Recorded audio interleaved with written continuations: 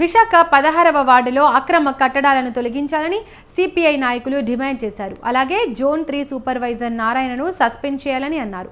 ఫిర్యాదు చేయడానికి వెళ్లిన తమ పట్ల జోన్ 3 అధికారి నారాయణ దురుసుగా ప్రవర్తించారని ఉన్నత స్థాయి అధికారులకు ఫిర్యాదులో పేర్కొన్నారు.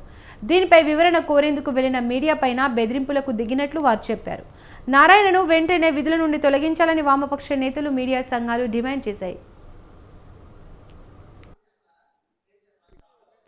కూడా కొంతమంది బడాబాబులు ఆక్యుపై చేస్తున్నారు. ఆక్యుపేషన్లో భాగంగా 16వ వార్డులో అనుమతులు లేనటువంటి షెడ్డు నిర్మాణం జరిగింది.